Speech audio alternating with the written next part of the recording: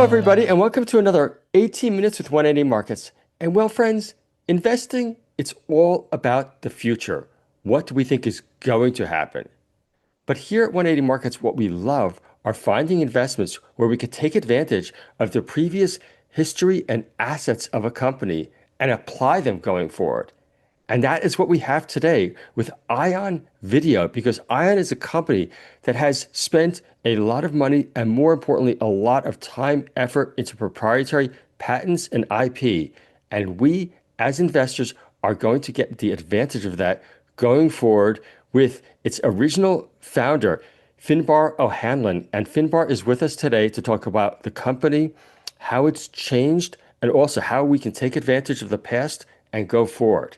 And with that introduction, Finbar, welcome. Thanks, Greg. It's really great to be here and great to be in front of everyone. Great. Hey, Finbar, just briefly, for people that are not that familiar with Ion Video and especially around your technology, can you just spend a couple minutes describing it? Yeah, sure, absolutely. The technology itself was designed quite a long time ago. Originally filed patents on this around 2007, and it came out of solving a global market problem at the time. And at that time, I was in the early stages of working in and around global systems where IPTV, which was when television was moving to being able to be delivered via the internet. And back then, large telcos, the big Telstras of the different places of the world, had all these different devices. And to play a video on these devices required 32 different versions of one single file. So when you do that at scale, you think about all of the content they have, it was a lot of work. I was this interesting person where I started to ask to me, an interesting question, knowing that good innovation comes from knowing the right questions, not knowing the answers. The questions allow you to find the problems behind the problems. What I did was I bothered to ask, what's inside a digital video file? And people thought I was crazy. They're like, what do you mean? It's just a digital video file. You click it, it plays. Anyway, long story short, I bothered to go and work at a system of build software that looked inside a video file. You know what I recognized? Those 32 versions of files, the inside bits of them were just data structures and they were all the same. The only thing that was different was the wrapper. Like a Minty or a Lolly, the wrapper was the thing that changed, but the inside was the same. So I just built software that changed the wrapper. So now telcos could have 32 versions of a file in 1 second without making 32 files. When you do that at scale, it meant that the whole telcos could now have what was called virtuals. The virtual file was the wrapper without the video bit inside it. We patented that concept and we went out to the market and we started telling the market, and we got interested by the biggest telcos in the world. And so I was living in Los Angeles, the team built, we got some investment and we did trials in these big telcos and we proved out that technology. And so that was the history of what we were solving back then. And then when the company IPO'd, I moved away and started working on a number of other innovations around the world. And then we came back to today. What we've done is the business is two of the biggest shareholders restructured the business and got me back, and we've gone back to those original patents. And we started to ask the question, what is the relevance of those original patents to today? Right. And where we've landed with this technology is, I want people on this call to think about something like Dolby or CDMA or these little tiny enabling things that just explode the value. So the business and its patents and its intellectual property is a plug-in infrastructure which allows the world's biggest companies to do things that they can't currently do. Now, what is that problem? Before I describe the technology problem, let me describe the customer problem. Sure. Every single day, billions of people go to a video platform. TikTok, Facebook, Instagram, YouTube, Netflix, Paramount Plus, whatever. They go to a video platform, not to watch video, but to search for something to watch. Right. And people spend up to 30% of their time currently trying to find something that's relevant to them. 30% of their time trying to find something relevant to them. So their problem is not content, it's relevance.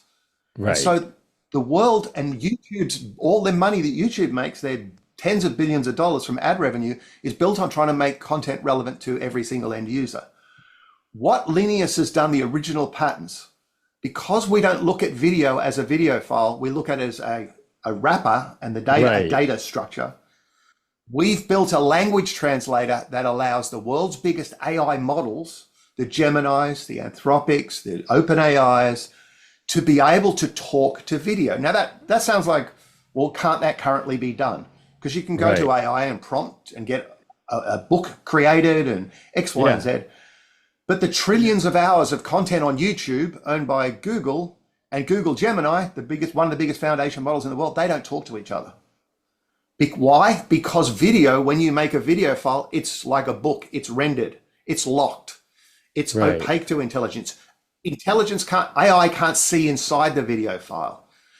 What we do is we unlock the data structures inside the video where every single photograph, let's say a video is 60 photographs per second, that's moving a little tiny bit, and that turns into video. What we do is we allow AI to talk to every single one of those things like Lego blocks and pull Right. out different blocks from content and reassemble it. So we've built this assembly compiler for AI that allows AI to orchestrate content where every single piece of content is relevant to every individual on the planet without making a new video file.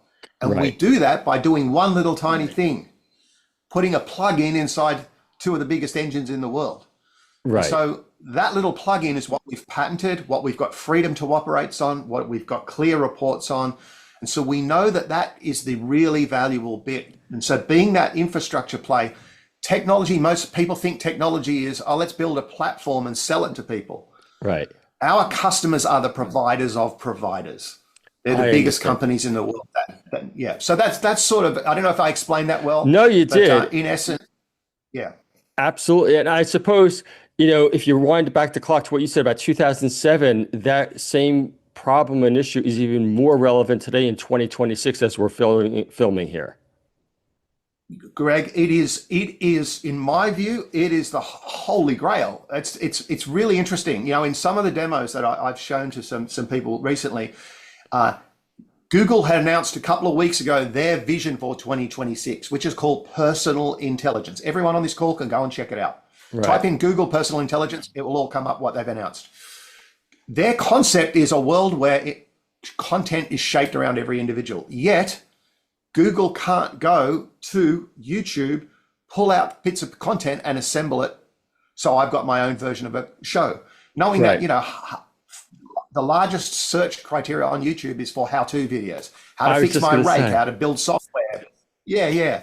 And so there's so many different variations on a theme here. But at the end of the day, if you can start to address the 30% of time that people are wasting trying to find content that's relevant to them by making content to be relevant to them, A, advertising revenue goes through the roof. Yeah. B, customer satisfaction goes through the roof.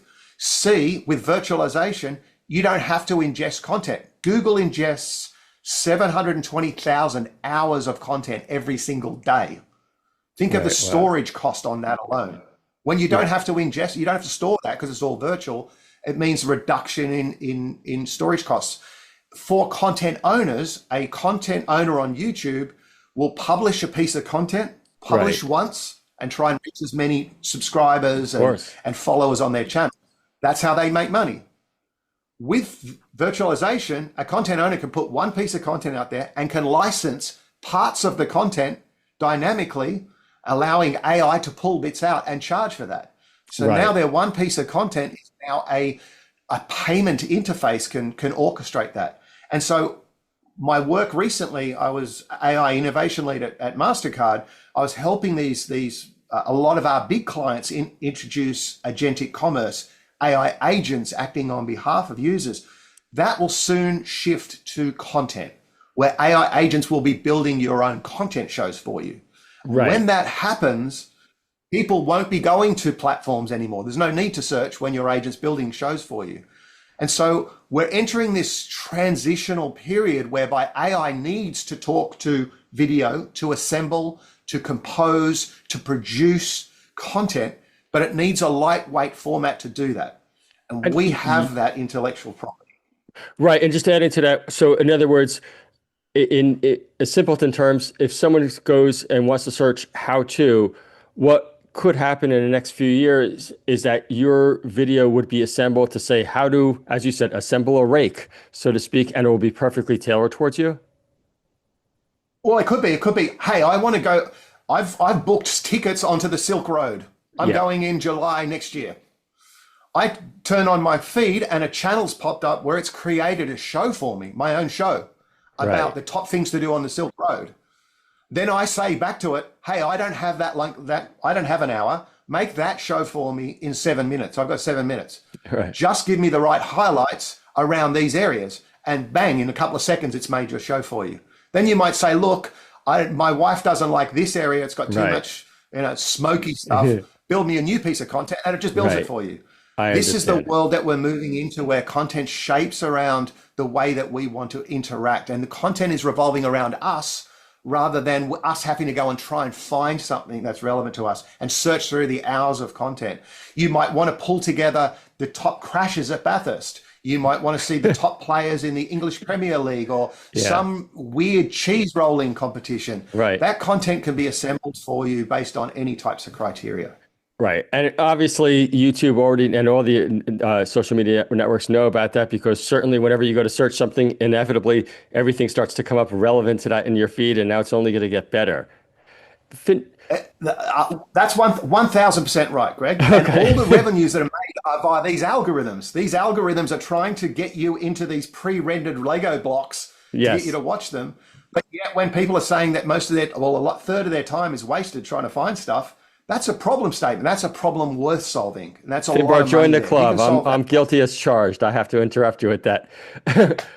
Finbar, I want to talk about, obviously it's great to have technology, but as shareholders and investors, obviously you want to make a profit as well. Can you just talk to us a little bit about how is it that Ion Video is going to make revenue and make money going forward? Sure. I think we're a very innovative company with our technology, but also I think in the Australian market with our business model. Essentially, the value of this intellectual property is to the providers of the providers. They're the ones that get the economies of scale. They're the ones that see multiple applications.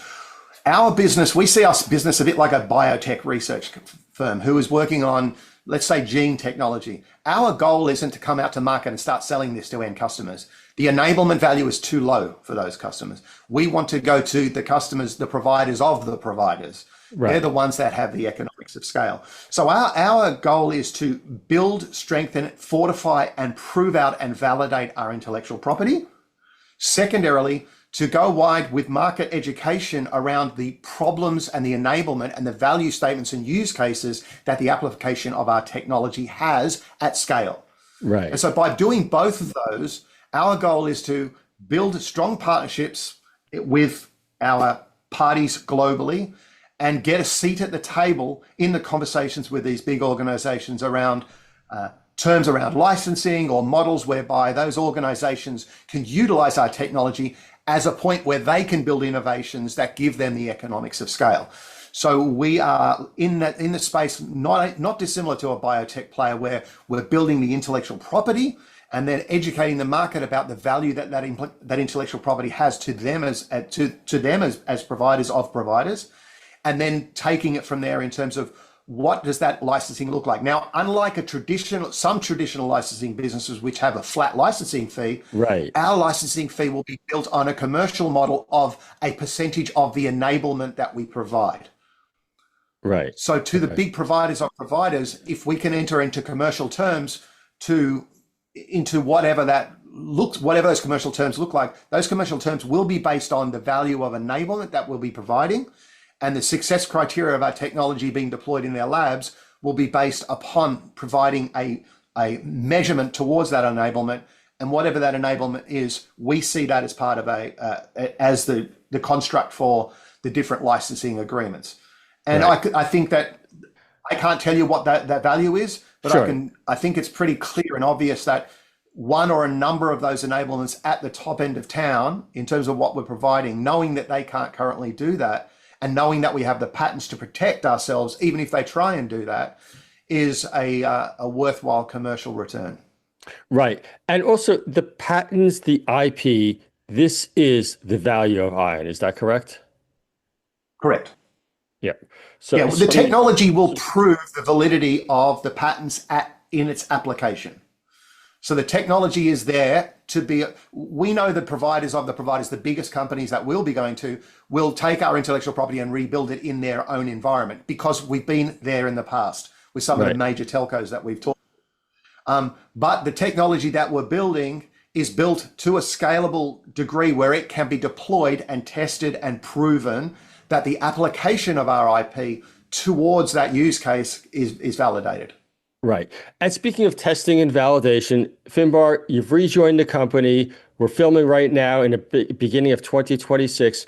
Can you just tell us, what do you want to achieve? What should investors look for over, say, circa the next 12 months? So over the next 12 months, these next 90 days is about getting external, professional, accreditable validation that what we say is strong. We've got that from the intellectual property perspective, but also from the go-to-market perspective, because there's a lot of noise in the space. There's a lot of appetite in the space. So we're getting external validation on that. Secondarily, we'll be enhancing our showcase. We demonstrated a showcase on the 9th of February, which was our first demonstration of the world's first prompt to virtual video interface. We'll be enhancing that in the next 90 days.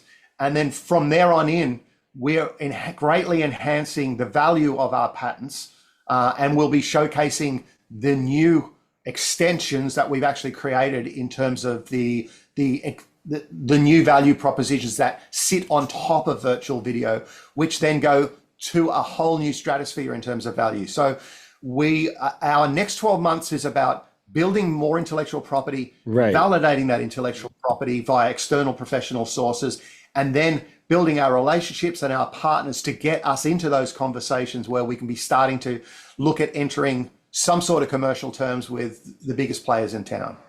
Right. And doing all this validation in what's honestly a very short amount of time, it just gives you that further, I would say, credibility, if you will, or testimonial work so when you do go Yeah, to the bigger players.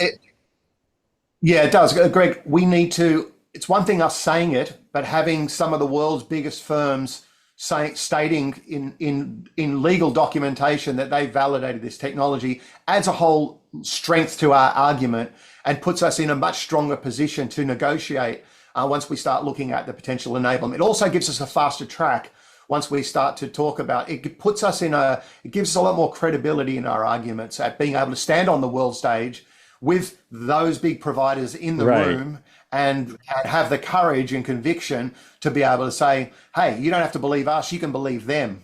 Yeah. And so the next part of this conversation is, how do we play together? Is this something that you want to do? That's where we want to get to. Spending the time trying to prove out a pilot with a customer could be 12 months. By that time, the Yeah, market for shifted. sure.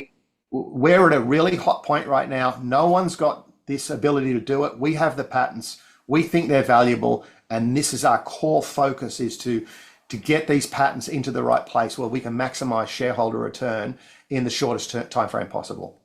Finbar, that is fantastic. Finbar, just to bring it to a close and to recap everything, really the business is reinvigorated. We now, as current shareholders, we get the benefit of since 2007, if you will, but we also have you back at the helm here. The next 12 months sounds very exciting. Any closing words before we bring it to an end? Yeah, look, I had a very great job at a major finance network. For me to come back, it was, people say, oh, well, why are you coming back to this? I am so passionate about this. I've got much more invested than anyone because this is my baby. I invented this.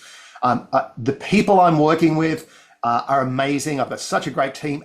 The timing is right.